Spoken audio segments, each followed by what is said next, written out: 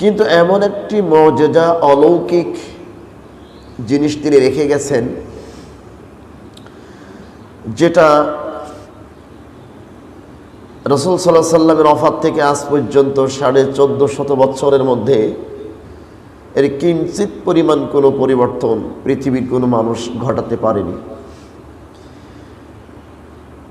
তাহলে আজকে আমাদের উচিত যে জিনিসের পরিবর্তন কেউ করতে পারেনি সেই জিনিসের কাছে ফিরে আসা। আলহামদুলিল্লাহ, অমৃত বাজার কেন্দ্রীয় জামে মসজিদের উপস্থিত সম্মানিত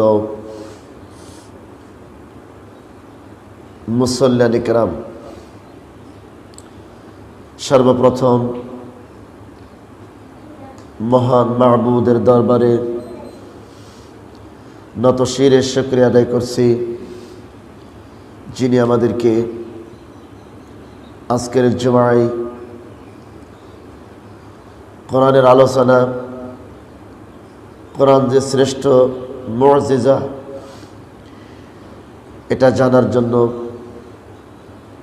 আল্লাহ তাআলা আমাদেরকে মসজিদ পর্যন্ত আসবার তৌফিক দান করেছেন। সেজন্য আমরা সকলেই মহান রব্বুল আলামিনের দরবারে শুকরিয়া আদায় করছি। আমরা সকলে পড়ছি আলহামদুলিল্লাহ। পৃথিবীর মধ্যে যা কিছু আজ পর্যন্ত এসেছে আমরা দেখেছি সব কিছু রদবদল হয়েছে। বিভিন্ন জাতি এসেছে, বিভিন্ন দেশের জন্ম হয়েছে, বিভিন্ন মানুষের জন্ম হয়েছে, বিভিন্ন মতবাদ এসেছে। আমরা দেখেছি একের পর এক সব কিছু চেঞ্জ হয়ে গেছে, পরিবর্তন হয়ে গেছে। কিন্তু পৃথিবীর মধ্যে এমন একটি শ্রেষ্ঠ মুজিজা আছে যেটা আজ পর্যন্ত পরিবর্তন হয়নি, চেঞ্জ হয়নি। সেটা অনেকেই জানে না, জানার চেষ্টাও করে না। সেটি হচ্ছে মহাগ্রন্থ আল কোরআন, যেটাকে আরেক নামে বলা হয় শ্রেষ্ঠ মুজিজা। রাসূল সাল্লাল্লাহু আলাইহি ওয়াসাল্লামকে আল্লাহ পাক রব্বুল আলামিন অনেক মুজিজা, অলৌকিক অনেক ক্ষমতা দিয়েছিলেন।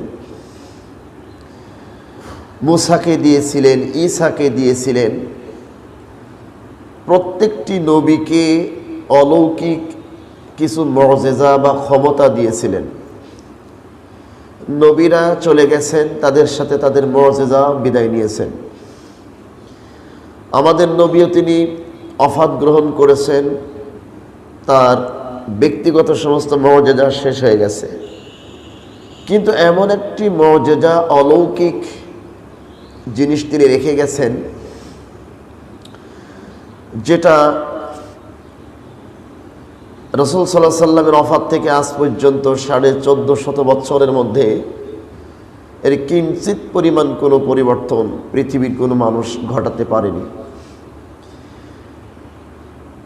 তাহলে আজকে আমাদের উচিত যে জিনিসের পরিবর্তন কেউ করতে পারেনি সেই জিনিসের কাছে ফিরে আসা, সেই জিনিসের কাছে ধন্যবাদ দেওয়া, সেই জিনিস থেকেই পৃথিবীর সব কিছুর শিক্ষা নেওয়া, সব কিছুর সমাধান নেওয়া।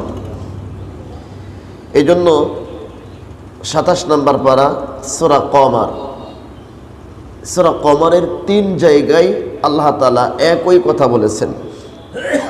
আল্লাহ তাআলা বলছেন, وَلَقَدْ يَسَّرْنَا الْقُرْآنَ لِلذِّكْرِ فَهَلْ مِن মুদ্দাকির। আল্লাহ পাক রব্বুল আলামিন বলছেন, কে আসো এমন যে ব্যক্তি উপদেশ গ্রহণ করবে আমার মহাগ্রন্থ আল কোরআন থেকে।